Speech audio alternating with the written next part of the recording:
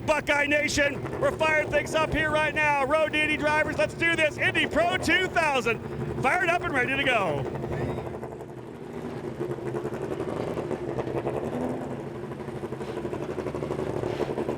You can hear the sound of those elite engines as they are coming up to speed, coming up to temperature, as they're going to head out for the final race of the weekend for US F2000 and Indy Pro 2000.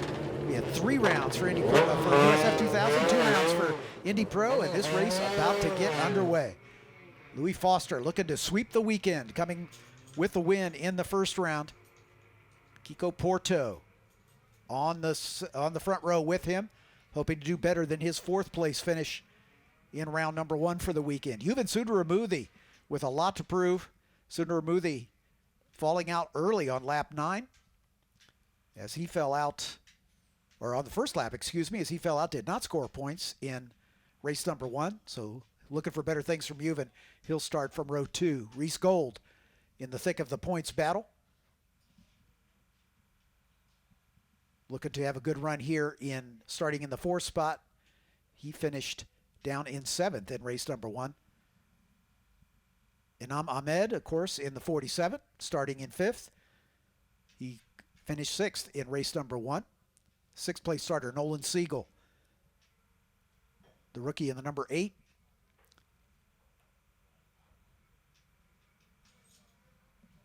Finishing on the podium in race number 1 in 2nd spot. Jack William Miller, Wyatt Brkacek, Salvador de Alba, who came home 2nd, starting back in row 5. Look for him to work forward. Braden Eves, the local driver from New Albany, Ohio, had an 8th place finish in race number 1. Looking for better things here as he'll start from that 10th spot. Rob Howden making his way back to the booth. We'll turn it over to him.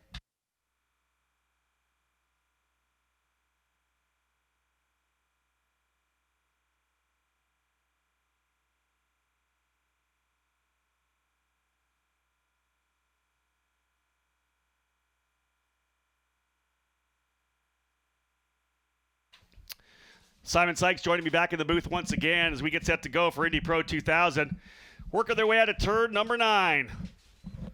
Fire things up for these drivers here. Final race of the weekend for the USF 2000 Indy Pro 2000 drivers. Louis Foster on a run right now. We'll see if he can continue.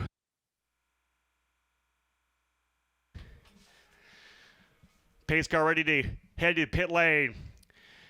Louis Foster on the inside. Kiko Porto on the outside. Opening lap will be crucial to see if Foster can get away. Ready to punch off on the throttle. They get themselves up onto the line. And we're underway. Green, green, green. And a big start for Salvador Diablo in the back. They'll go 3 wide into 1. Check this out under the bridge. Let's see if they can get through cleanly. Good so far. Out of turn number 1 up to turn number 2. Foster trying to get that opening lap run. Does he stay to the inside? And I think it's actually Kiko Porto to the lead. Porto has taken over P1. Foster sliding into 2nd. Sundaramurthy goes to 3rd. So Kiko Porto, strong run, able to come around the bow from right to left to take the lead out of turn number 1. So Kiko Porto, reigning USF 2000 champion, the first driver to head Louis Foster all weekend. Foster trying the outside into turn number 4. And indeed, Gold going after Sundaramurthy as well. Reese Gold on the inside, Sundaramurthy on the outside, but that's going to give him the inside coming down in, if he forces it down into turn number 6. He indeed does. Aggressive for Sundaramurthy. Thinking about that issue, that DNF in race number 1. He wants to come back right now. Sundaramurthy pushing hard. Opening lap about to go in the books. Just a 30 lapper for these drivers here. Everybody else settling in nicely down into Thunder Valley again at speed for the first time. Kiko Porto with the lead, the Brazilian, out in front of the Brit. Little mid-corner oversteer there as the car getting a little wiggly, a little bit of a tank slapper for Porto coming out of turn number 12 through 13 and 14. Further back, drivers getting aggressive. But Simon, let's bring you in on this. What are your thoughts on a super start right there for Kiko Porto? Excellent start by him. Obviously, if you're going to make the move, do it fast. If you're going to make that move, do it fast. You see these guys, it's very hard to pass. But if you can get these things done in the first 2 laps before everything gets spread out and you start getting these effects of the aero wash, then it's a lot easier to get this pass done. So props to Kiko. If he can hold Foster behind, that's going to be incredible start to his race, and we'll see if he can hold on for these 25 laps. Yeah, and talk about how good it is for his confidence as well, right? He's seen what Louis done over the last number of races. If he can get in there and finally break through, he won all those races last year, was the champion, hasn't got that success this year, but to be able to have that here going into the next event at Toronto, if he is able to get out of here with a win, having beat Foster, I think the momentum and the confidence is going to be at an all-time high for this year. Absolutely. Foster's been on quite a run in the midseason here, securing the first one of this weekend with a pole position to go along with it. He's been incredibly dominant. But Kiko's an excellent driver in his own right. It's a very, very competitive field. Lots of good drivers throughout. Everyone here has a career, and they've done a good job to get here. I think that if Kiko can hold on, it's going to be a great swing in his direction. Yeah, and I would have to say that right now we're probably seeing the maturity and patience of the 18-year-old Louis Foster as well. Not getting the lead, no need to force the issue, settle in. You've got the pace to be able to run away. He turned the fast lap in the race itself, late in the run. He knows he's got what it takes to be able to run up front, so why not just let things settle in right now? Take care of your tires a little bit, let some of the mayhem happen behind. Yeah, Kiko Porto's out in front, but you'll be able to put your head down and work your way forward. So again, Foster settling, and he's got a pretty solid point lead right now as well. A second place wouldn't hurt him that much, especially knowing Simon, that the drivers that are chasing him primarily, like a Reese Gold, right now still behind him. Gold back in fourth, Foster in second. It's still a net victory if he's able to gain points on Reese Gold. I think honestly, it's a show of confidence to be able to fall back to second, be comfortable where you're at, and say, okay, I'm still the points leader. What are you going to do? You have to come catch me. Yeah, I really like that, the show of confidence. Not only in the fact that, you got to come and catch me, but I believe that my car in the long run is going to be good over the 30-lap distance. 25 laps actually in this one. 30 laps was the opening run. So a 25-lapper for Indy Pro 2000. You can see Kiko Porto trying to use every bit of the racetrack. Kept it nice and tight on the exit curbing coming out of turn number 11, kicking up a bit of dust. A number of drivers did the same as they were right on the very edge of the end of the exit curbing. Let's have a look at the order. 3 laps into a 25-lapper. Kiko Porto, the leader. Louis Foster, second.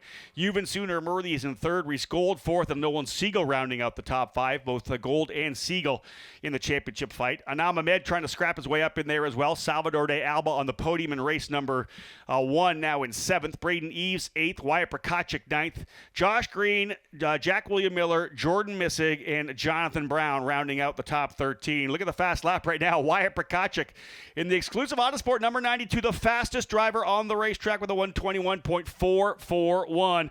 Had a chance to talk to Wyatt throughout the weekend, feeling really comfortable having moved over to exclusive Autosport. A different feel there. Likes what he has so far, and I think he's shown with some really good runs over the last couple of weeks.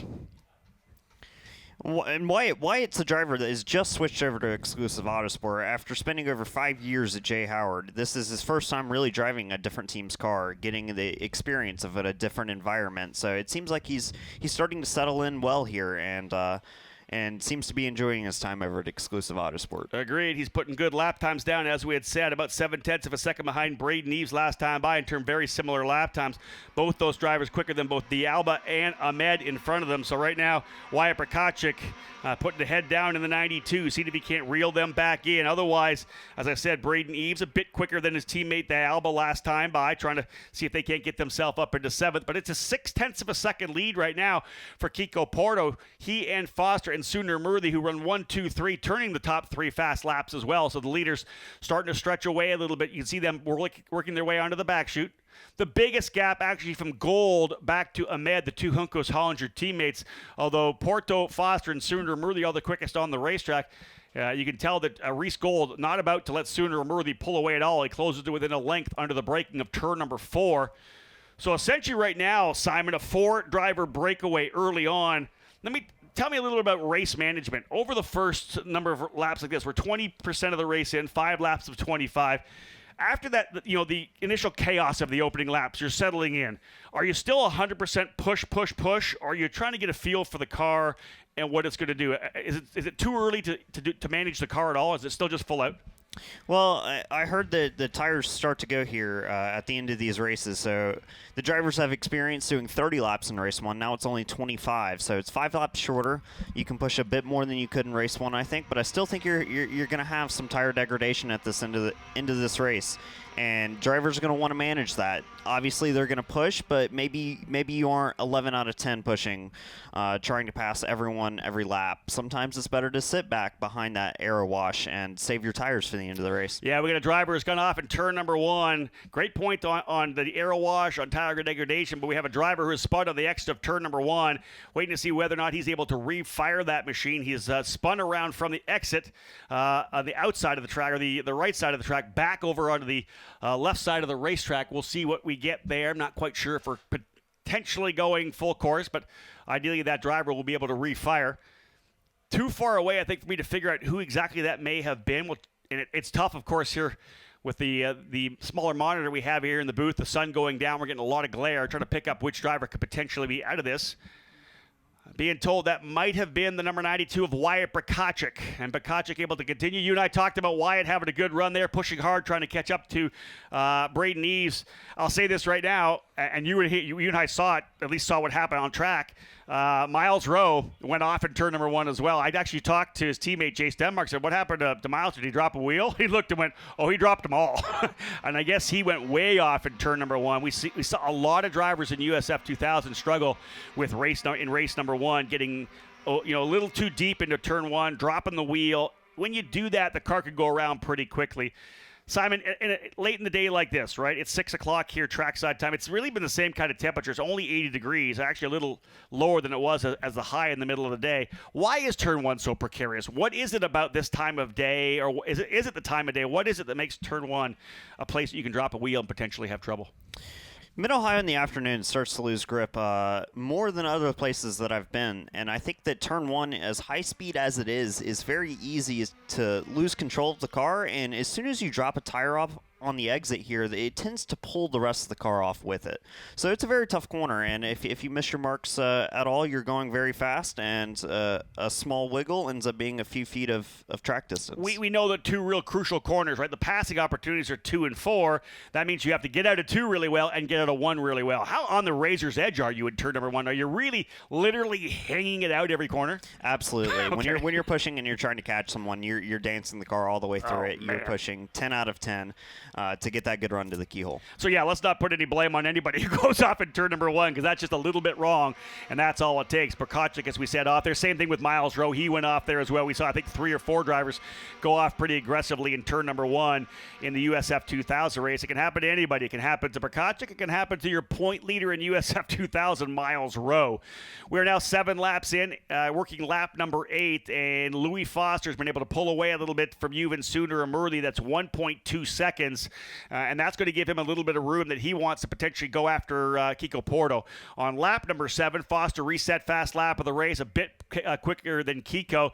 So this feels to me like it's lining up to potentially be a 2-driver fight. Both drivers rookies, of course. Kiko Porto winning the championship last year in USF 2000. Look at this. He is on him right now in a big way. Foster trying to go by. Louis admitted to me in our interview that we had that he has never won a race championship. Won a bunch of karting championships, club karting championships, but has never won a Formula Car championship. And this could be his biggest, his first and his biggest. Winning this championship would put him into Indy Lights in 2023. Interesting to see him pushing his way up here. Maybe a little bit of let's call it a lesson, Simon, for young racers out there. Let's say you're a kart racer or you're a young driver coming up in junior formula. You slotted a second. You were a pole sitter. You're mad at yourself. How did I not get the lead? I got the pole. I did all that work in qualifying. I slot back into second. And you may get overzealous trying to get back there on the first lap or the second lap. This is Louis Foster settling in, closing back up. That's the patience I have to think you learn over years of being in this racing business. I think the easiest way to get around it is just to forget about everything that's happened in the past. So what? You had a bad start. Someone got around you. Now you're P2. It's still at the start of the race. It's as if you started second. Yeah. So now you just go to work and do the best you can. We'll keep watching that gap between Foster and Sundaramurthy as Juven able to hold a half a second advantage over Reese Gold. Great run here for Juven Sundaramurthy. A winner last year in the USF 2000 program, making the calculated move up here to Indy Pro 2000. And, of course, his rookie season, just learning the ins and outs of this car. It's a lot more race car than we have in USF 2000. The class you just saw on the racetrack and the class you see here, the same chassis. We're using exactly the same chassis, the same tub, but it's got more everything. More horsepower, more braking, more grip for bigger tires, more downforce, just more of everything. And that's what makes it so significantly faster than USF 2000. And as Joey Brienza told us when we talked to him earlier, he was my guest up here, a driver for Exclusive Autosport, moving from F1600 and running some USF 2000 races this year. He talked about the fact that, man, it was a big jump for him going from F1600 to the more physical USF. It's an even bigger jump into Indy Pro 2000. Have you driven the Indy Pro 2000 car? Have you got a chance to sample one as of yet?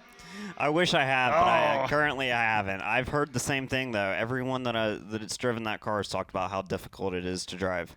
Again, I'll say this right now. Simon Sykes joining us here. He was with Legacy Autosport this year. That team electing to shut down their USF 2000 program. Focusing now on 2023. They'll be starting a USAC Silver Crown team and as well have announced that they'll be doing an Indy Lights program next year as well. So if you were looking for a driver with a pedigree, Simon Sykes definitely a guy to look at. Two-time SCCA National Championship winner in the runoffs in both F1600 and in Formula Continental.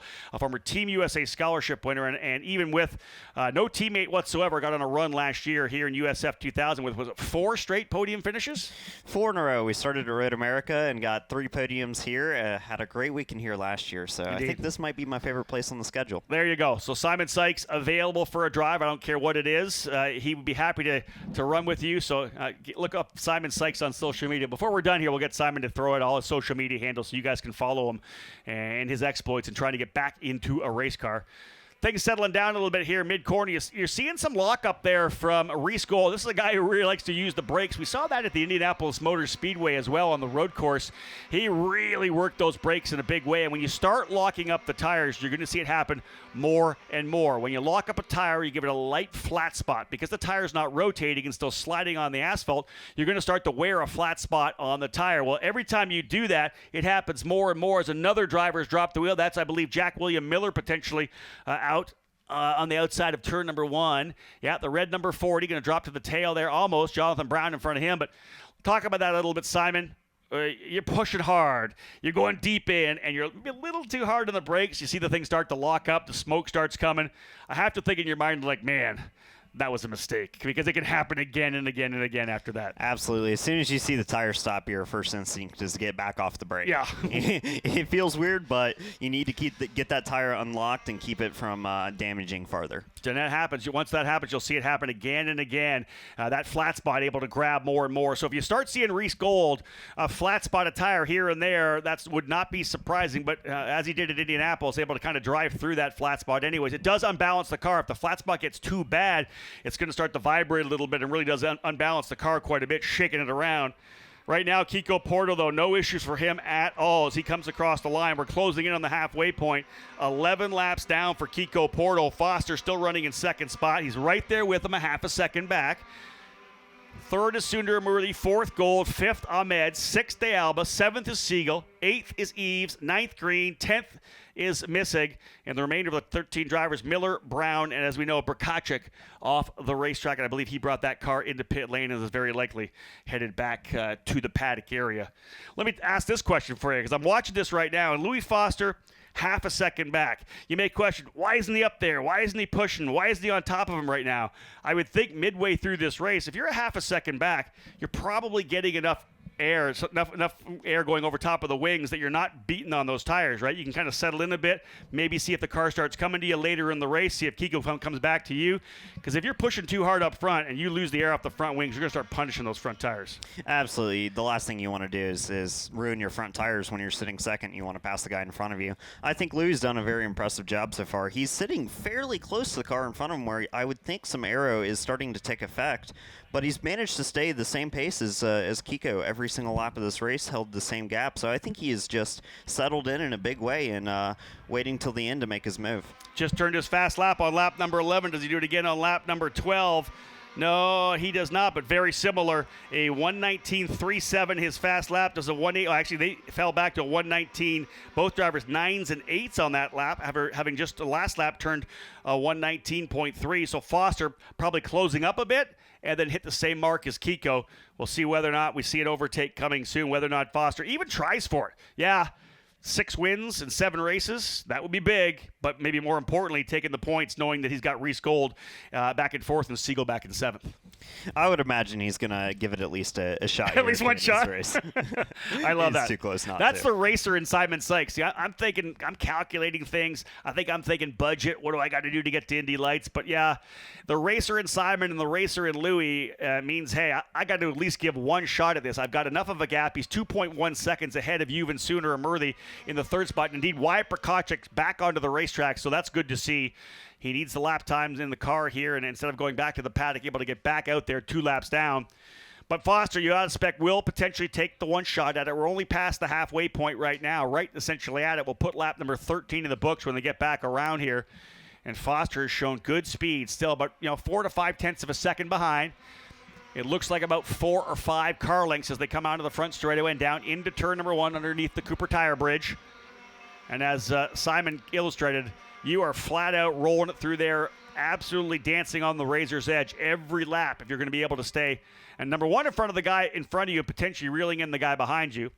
Battle for 1st and 2nd. We may see a fight here still for 3rd and 4th, although there's another lockup for Reese Gold. A little lockup into turn number 2, and really not a place you see a lot of lockups because it's kind of an uphill run into there, right? Where on an uphill, the actual gravity of kind of going into the hill helps you brake. It kind of lengthens or shortens the braking zone a little bit. You wonder whether or not he's going to keep struggling here. Absolutely. I think you'll start to see a bit of struggle. I've seen smoke here and there from what looked like a Juncos car, so I think he's finding that flat spot occasionally, and just I think he's going to be trying his best not to ruin his tires any farther to make him last another 11 laps. What do you do if you're Reese Gold? You've been in the middle of this championship battle throughout the season. You're seeing this guy Louis Foster starting to put race wins down. What does it do to your psyche? What do you have to do? You've been in a lot of races. You've won a lot of championships and SCCA and won a lot of events. When you're going for a big championship like this, in your mind, what do you do when you're running P4 and you're watching this guy win races? That's a tough question, I know. It's tough. I mean, reality sucks if the guy is simply doing better than you at that point in time, but you always try your best to come back and beat him. I think Juven's in between Reese and Louis right now, and I would expect Reese is going to be attacking hard, trying to get past Juven and get himself a chance to go after the points leader here. And the big thing for USF 2000 and Indy Pros, we're going to the streets of the streets of Toronto. We just did St. Petersburg at the start of the season, but we're back to a street circuit. Anything can happen on a racetrack like that. In the tight confines of that track up in Toronto, there's some very smooth parts, there's some bumpy parts of the racetrack. It's going to be packed with fans, and look at this fight here. This is the battle for the lead. That's Louis Foster closing right up. Let's jump back into the battle here. Lap number 15 on the racetrack, and Foster starting to throw everything at Kiko Porto. Can he find a way by and go for yet another victory? Again, he has won 4 of the last 5 races. Can he make it 5 of the last 6? He's right up on Kiko Porto. Juven Sooner and Murthy not slowing down at all either. He's trying to dig his way back in here. In fact, he was only about a 10th off their pace last time by. He's trying to hold off a charging Reese Gold. So the fight continuing here right now. This is happening. Louis Foster putting the head down to see if he can't work his way back up here. Foster head down, and again Kiko Porto. Maybe the cool thing right now with Kiko Porto is he's drawing on all the success he had last year, all those races he led in USF 2000, how well he did here at Mid-Ohio as well.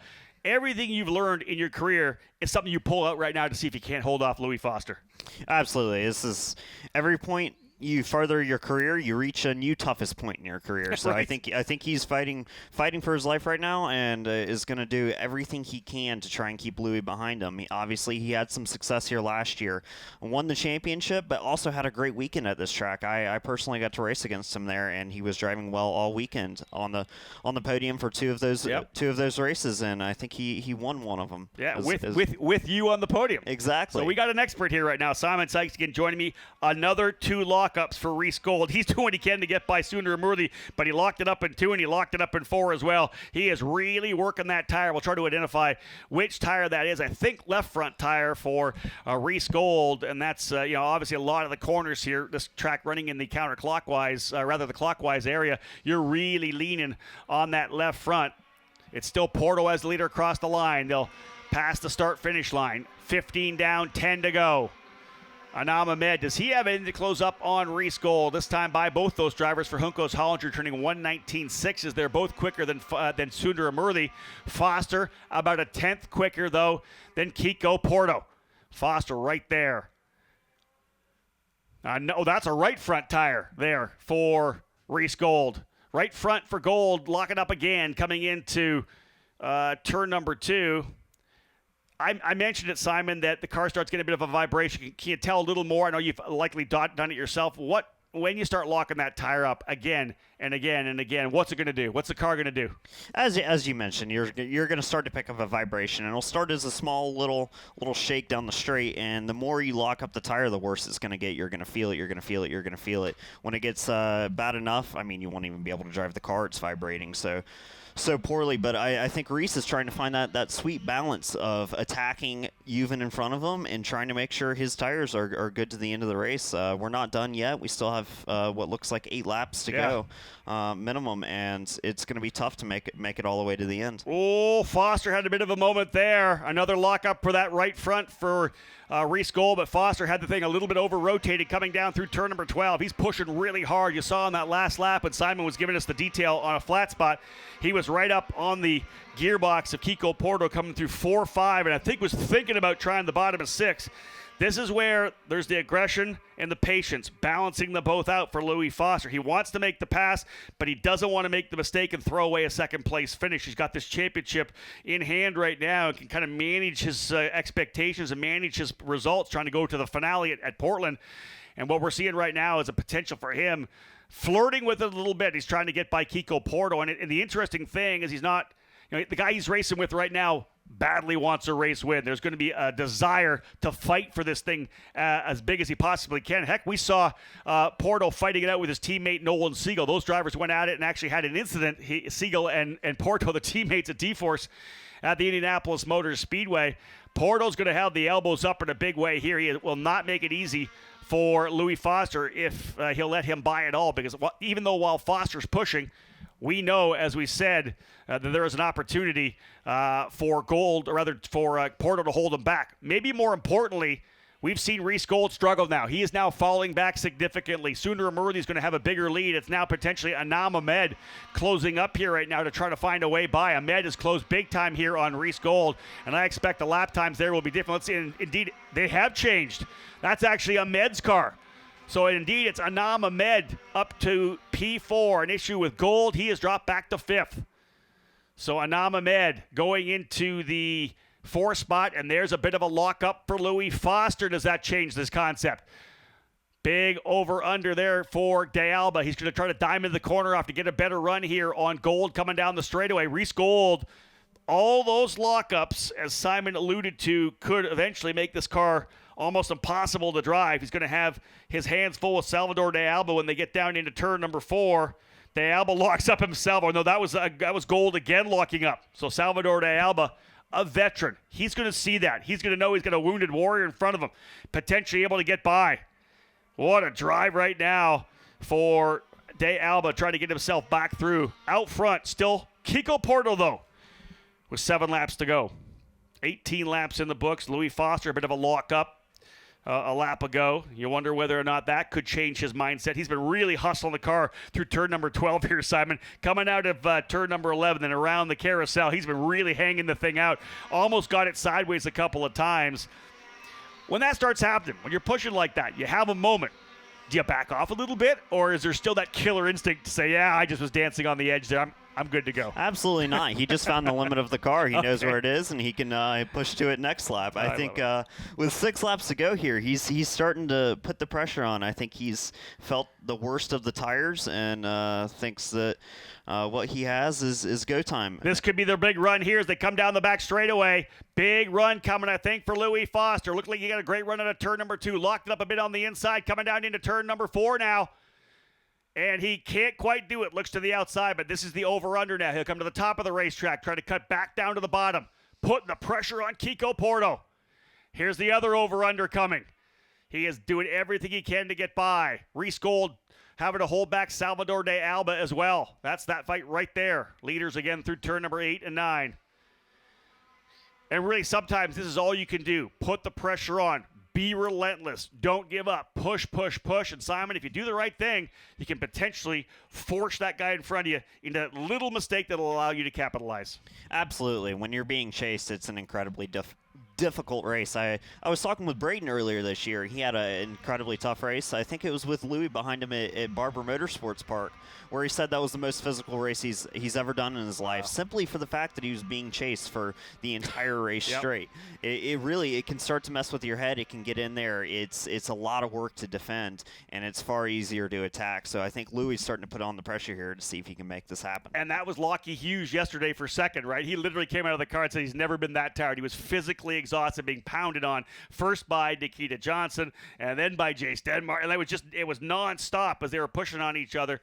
And again, that's what you said. Not only does that push you physically, it pushes you mentally as well, as you have to keep that 100% focus the entire time. And that's all Louis Foster's doing right now, trying to see if he can't force Kiko Porto into a mistake. And lost in all this excitement, the battle for P1, the battle with Reese Gold trying to hold off Salvador de Alba. How about this drive for Yuven Sundaramurthy? He got it on the podium at the Indianapolis Motor Speedway. Started in third, holding on to third. Great run for Yuven. No issues at all, potentially coming home with a podium finish. Absolutely. He's done his job this weekend. I was talking to him earlier, and he said that this race, that was his goal. He wanted to finish on the podium. He didn't have a great race won. It's tough. We've seen this field flip on its head between 2 sessions. So it's incredibly competitive, and I think he's going to be very happy if he can hold Inam Ahmed off here and secure the podium. Yeah, 4 laps remaining for Kiko Porto to see if he can't win his first Indy Pro 2000 race. It's interesting. In USF 2000, we only have one rookie driver in the top 10, and that is Jagger Jones. We've seen the rookies really have a tremendous time of it here in Indy Pro 2000. We know Foster's won a bunch of races. Nolan Siegel's got 2 victories as well. Josh Green has a win. Salvador de Alba has a victory. We're looking for yet another rookie driver to potentially stand on top of the podium here in Indy Pro 2000 to cap off the day.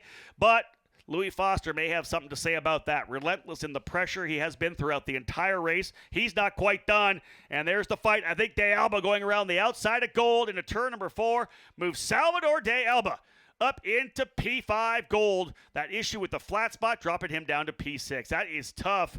But again, relentless pressure for De Alba, taking full advantage of just that little bit of an issue, that flat spot for Reese Gold.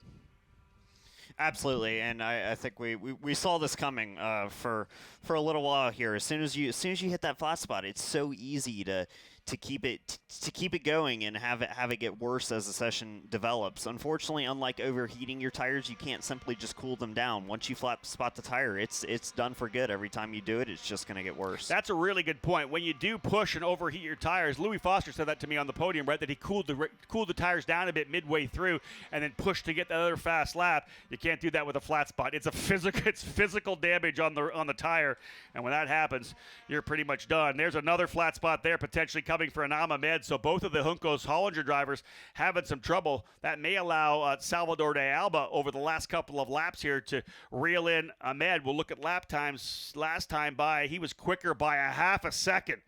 So De Alba ready to try to run down Inam Ahmed for that 4th position. I'm telling you, De Alba, the most improved driver of the season in my mind, no doubt about it. He has really stepped up, having moved from the Mexican NASCAR and Super Copa Series with the Jordan Andretti Autosport, and to find himself where he is now, essentially running top 5, running for podiums here. I like what I'm seeing out of De Alba. If he comes back for Indy Pro 2000 2023, this guy's going to be an instant championship contender, doing a great job for Jay Howard Driver Development. Porto still up front, though, holding the lead. Foster has been biding his time. Even a second-place finish is going to move Foster further up. And you wonder whether or not, as we get, 2 laps to go? 3 laps. No, 2 laps to go this time by. Are they on the radio with Foster now saying, hey, listen, I know you want this race win. I get it. But Gold just fell back from 3rd to 4th to 5th. He's 6th right now. And second's going to be good. If you're the team owner, are you on the radio? And if you're the driver, are you listening? Louis been pretty smart this season. I might let him have this one and just see what he does. He's What's been with you smart. guys giving the green light to everybody? This makes me laugh. He's looked a couple times, but he's never made a hard committed move where it would have put both of them at risk. So from what I'm seeing so far is great smart racing, and we'll see if he actually decides to force the issue here in these last 2 laps. I have 100% certainty if I asked a team owner, I would get a different answer. That's a race car driver's answer, Simon Sykes. You copped out on that one. Go straight race car driver. Oh, I'd give him the green light.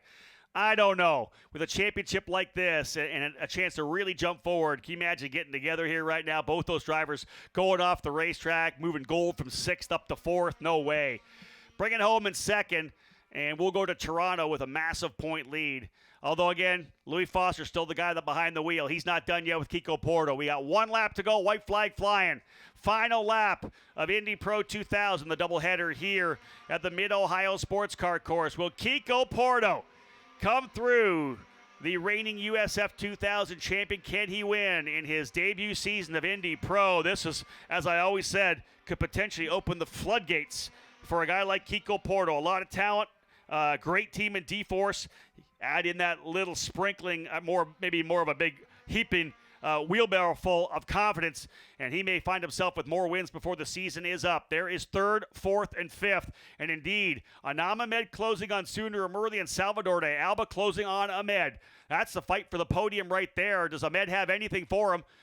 Down into turn number 4, not quite there for Louis Foster. Does he over-under coming through 5 and 6? They'll work their way back down the hill into turn number 6. Indeed, Porto holding the lead, and really from there, I don't know there's much more that you can do unless Kiko makes a mistake as you come through 8 and 9, and even into Thunder Valley, not close enough. Porto in the road to Indy, scholarship colors, looking to try to put D-Force on the top of the box here at Mid-Ohio, up out of Thunder Valley. All he's got to do is negotiate the carousel.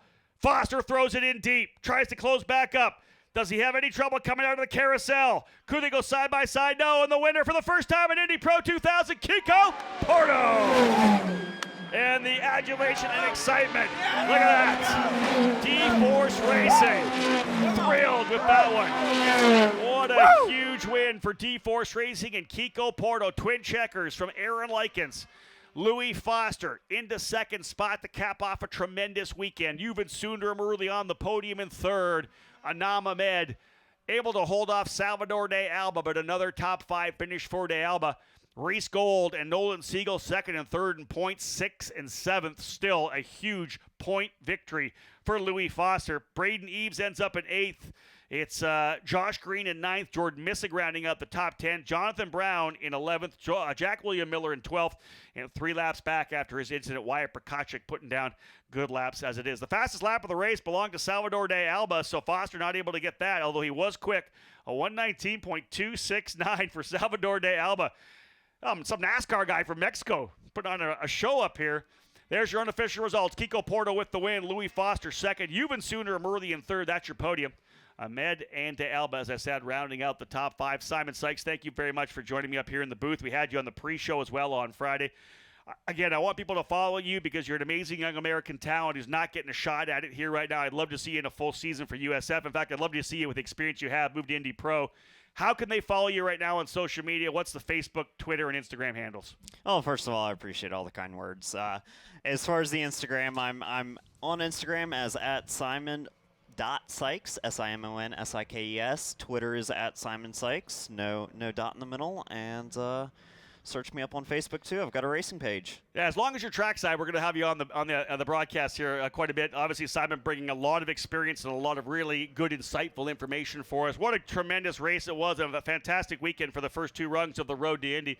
Excited to see Indy Lights get on the racetrack tomorrow at 10:35 start for the drivers. At the very top rung of the Road to Indy, this guy wants to be here one day himself. Kiko Porto already with a championship in USF 2000, trying to follow in the footsteps of guys like Christian Rasmussen and Kyle Kirkwood, who have worked their way into Indy Lights, in the case of Kirkwood, all the way to the NTT IndyCar Series. We'll watch this celebration from the Brazilian, his first win.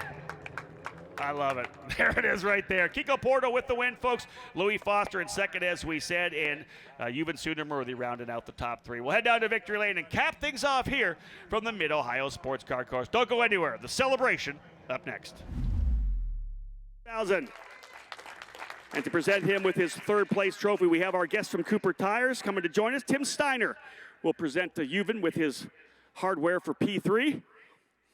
Great drive for Yuvan, not really pressured, was able to get himself into the position, turning fantastic laps, and able to stay out of trouble and come home with another strong finish. A great season so far for Yuvan as he continues to find more and more speed. You look at the championship battle right now, he's got a bunch of wins here, and he won earlier today, but to get second with his primary competitors further behind him, another victory in terms of championship point-wise. Finishing in second for Exclusive Autosport, a round of applause for Louis Foster. And to bring him his 2nd place trophy, again, one of our guests from Cooper Tires, Emerson Wells. 2nd place trophy here for Louis Foster. Emerson, thank you.